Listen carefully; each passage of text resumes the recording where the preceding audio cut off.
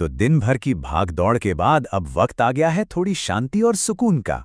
आज हम एक बहुत ही प्यारी और जादुई कहानी के सफर पर निकलने वाले हैं, पिप और सितारों की परछाई। बस आराम से बैठ जाइए और चलिए एक ऐसी खूबसूरत दुनिया की सैर करते हैं जो दिन भर की सारी थकान मिटा देगी। जरा कल्पना कीजिए, एक ऐसी दुनिया की जो यहां से बहुत बहुत दूर है। वहां चारों तरफ बस बर्फ ही बर्फ है, एकदम सफेद। और पता है, जब उस बर्फ पर रोशनी पड़ती है ना, तो वो बिल्कुल असली हीरो की तरह जगमगा उठती है। एकदम शांत और ठंडी जगह। और इसी खूबसूरत सी जगह पर रहता था हमारा कहानी का हीरो, एक नन्हा गोल मटोल सा पेंगुइन जिसका नाम था पिप। अब पिप दिखने में तो छोटा था, लेकिन उसके दिल में एक बहुत बड़ा राज छिपा था। होता क्या था कि हर रात जब बाकी सब सो जाते थे, पिप जागता रहता था। वो अपनी छोटी छोटी चमकीली आंखों से आसमान को निहारता रहता। ऊपर टिमटिमाते हुए तारे उसे इतने पसंद थे कि वो अक्सर खुद से धीरे से कहता, ये कितने सुंदर है ना, काश काश मैं कभी इनमें से किसी एक को छू पाता। जी हाँ, ये सिर्फ एक ख्याल नहीं था, ये पिप का सबसे बड़ा सपना था। लेकिन जाहिर है, जब कोई इतना बड़ा सपना देखे तो बाकी लोग क्या कहेंगे। पिप के आसपास के पेंगुइन उसकी बातें सुन के बड़े प्यार से हंसते थे। वो कहते, अरे पिप, तारे बहुत दूर है मेरे दोस्त। वो उसका मजाक नहीं उड़ा रहे थे, बस उससे सच्चाई बता रहे थे। भाई, एक छोटे से पेंगुइन के लिए आसमान के तारों को छूना ये तो नामुमकिन सा लगता है ना। पर क्या पिप ने उनकी बात मान ली? क्या वो रुक गया? बिल्कुल नहीं। हमारा पिप इतनी आसानी से हार मानने वालों में से थोड़ी था।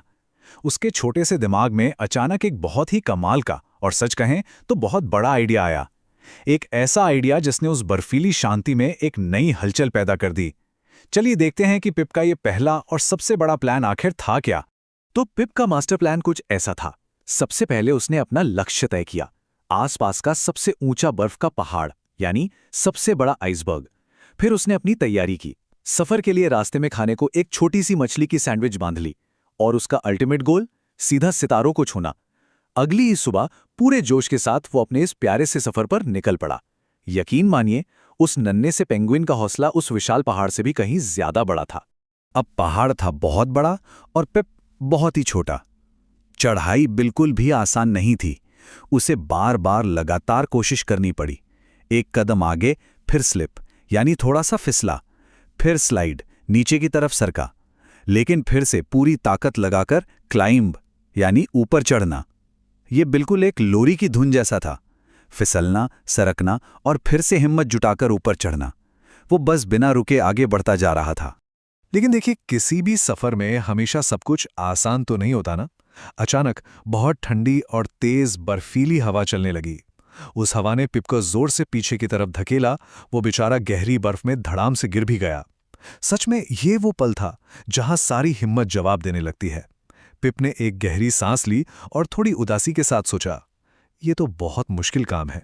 पर ठीक उसी वक्त जब सब कुछ एकदम नामुमकिन लग रहा था, पिप ने नजरें उठाकर ऊपर देखा। आसमान से वो चमकते हुए तारे जैसे उसे अभी पुकार रहे थे। उन्हें देखकर पिप ने खुद से कहा, नहीं, मैं अब हार नहीं मान सकता। और बस उस कड़कड़ाती ठंड के बीच भी उसके अंदर उम्मीद की एक ऐसी गर्माहट जाग उठी जिसने उसे दोबारा उठने और आगे बढ़ने की ताकत दे दी। लेकिन तभी कहानी में एक डरावना मोड़ आता है। अचानक से एक भयंकर बर्फीला तूफान आ गया। हवा इतनी जोर से चलने लगी जैसे कोई बहुत जोर से शोर मचा रहा हो। हमारा नन्हा पिप सच में बहुत डर गया था। उसने जल्दी से खुद को एक बड़ी सी चट्टान के पीछे छुपा लिया। वो ठंड और डर से कांप रहा था। जरा सोचिए, उस छोटे से पेंगुइन के लिए वो पल कितना डरावना रहा होगा, जब चारों तरफ बस सफेद तूफानी बर्फ हवा में उड़ रही हो। उसी चट्टान के पीछे सिकुड़े हुए उसने बहुत ही उदास होकर धीरे से फुसफुसाया, क्या होगा अगर मैं कभी वहां पहुंच ही ना पाऊं। और ये बात बिल्कुल स्वाभाविक है। जब हमारी मंजिल का रास्ता अचानक से बहुत कठिन हो जाता है तो मन में ऐसे सवाल आते ही हैं। वो उदासी, वो डर, सब कुछ एकदम लाजमी था। लेकिन तभी उस भयानक तूफान के बीच एक चमत्कार सा हुआ। एक बहुत ही शांत और समझदार सील बर्फ में से बाहर आई। ये इस पूरी कहानी का सबसे सुकून देने वाला पल है।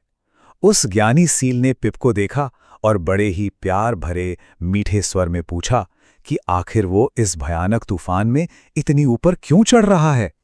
पिपिन ने बड़ी मासूमियत से उसे बताया कि वो आसमान के सितारों को छूना चाहता है। ये सुनकर उस सील ने बड़ी कोमलता से मुस्कुराते हुए एक बहुत ही गहरी बात कही। उसने कहा, शायद सपने हमेशा वैसे पूरे नहीं होते जैसी हम उम्मीद करते हैं। ये एक बहुत ही सुंदर और शांत विचार है। ये हमें सोचने पर मजबूर करता है कि कभी-कभी हमें जो चाहिए होता है वो हमें मिल तो जाता है, बस किसी अलग रूप में। धीरे धीरे समय बीता। याद है ना, शाम को एक तारों भरा बड़ा सपना उस छोटे से दिमाग में आया था। फिर अगली सुबह वो मुश्किल और फिसलन भरी चढ़ाई शुरू हुई और अब रात हो चुकी है। तूफान आखिरकार थम गया है। आसमान एकदम साफ और शीशे की तरह चमकीला हो गया है। हवा भी अब बिल्कुल रुक चुकी है और चारों तरफ बस एक गहरी सुकून भरी शांति है।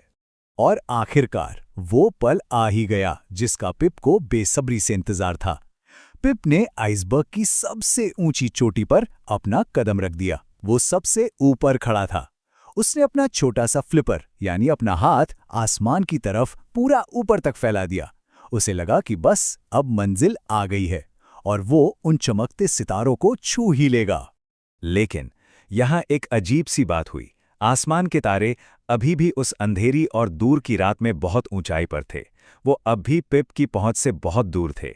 सच कहें तो पिप थोड़ा सा निराश हो गया, लेकिन फिर उसने नीचे देखा और पता है नीचे क्या था? जमीन की बर्फ पर और आसपास के जमे हुए पानी पर उन्हीं आसमान के तारों की परछाई पड़ रही थी। ऐसा लग रहा था मानो सारे तारे जमीन पर उतर आए हों। आसमान के तारे भले ही दूर थे, लेकिन जमीन के वो चमकीले तारे बिल्कुल उसके कदमों में थे। पिप के मुंह से बस एक ही शब्द निकला, वाव। उसकी सांसें जैसे खुशी से थम सी गईं।